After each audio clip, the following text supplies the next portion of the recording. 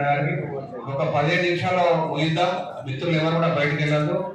Meeting అయిన తర్వాత అందరికీ భోజనాలు ఏర్పాటు చేయడం జరుగుతుంది. ఇప్పుడు ఎవరు కూడా భోజనాలు పెట్టడం బయటకు వెళ్ళద్దు దయచేసి. తదుపరి ఈ యాత్రలో పాల్గొంటున్న రాష్ట్ర జేఏసీ నాయకులు గౌడ హక్కుల పోరాట సమితి రాష్ట్ర అధ్యక్షులైన అడిగంటి విజయ్ కుమార్ గారిని కార్యక్రమం ఉద్దేశించి మాట్లాడుకుంటున్నారు.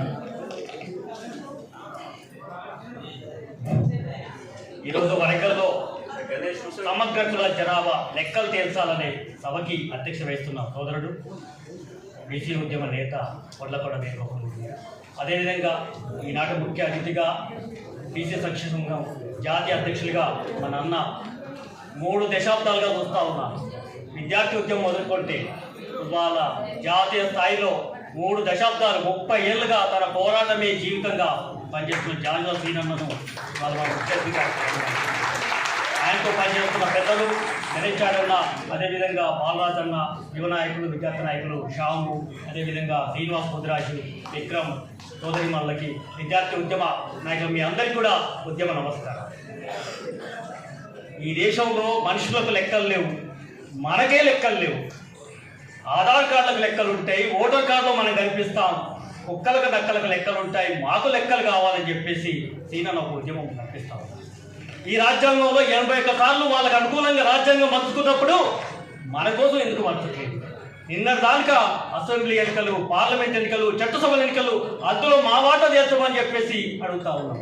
కానీ సీనన్న విద్యార్థి ఉద్యమం ఉన్నప్పుడు ప్రభుత్వ రంగంలోనే కాదు ప్రైవేటు రంగంలో మా రిజర్వేషన్లకు, మా సీట్లకి, మా పిల్లలకి విద్యా అవకాశాలు, ఉద్యోగ అవకాశాలు కావాలని చెప్పేసి నేను ప్రేరేపిస్తున్నాను.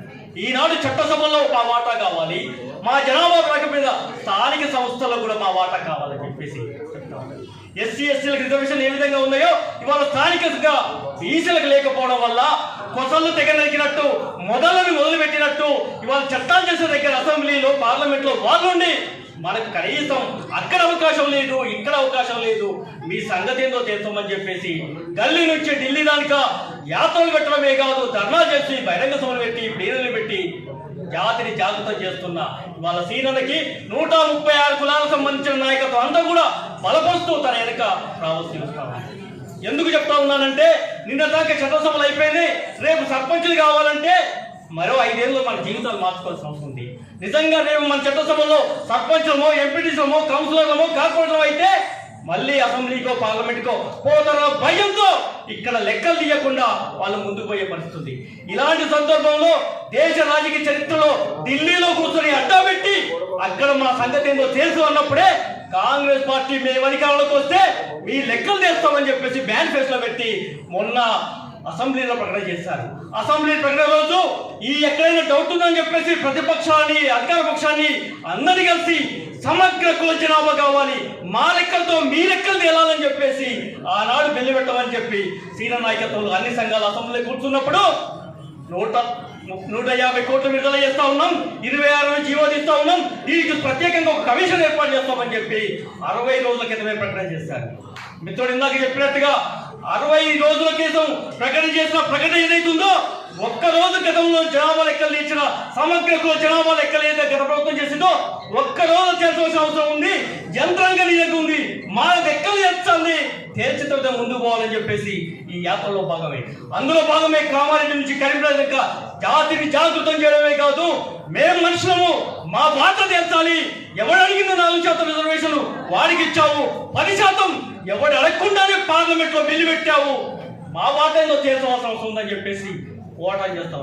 ఇవాళ మనం మన వాటా తెచ్చకుండా చట్టసభలో లేదు, స్థానిక సంస్థలు లేదు, విద్యా రంగం లేదు, ఉద్యోగ రంగం లేదు, ఏ రంగం లేకపోతే ఓట్లేసే జంటలుగా ఆ కుక్కల లెక్కలుగానే వాళ్ళని పరిగణిస్తారు. కాబట్టి ఇప్పటికీ ఈ జాతి జాగృతం కావాలి.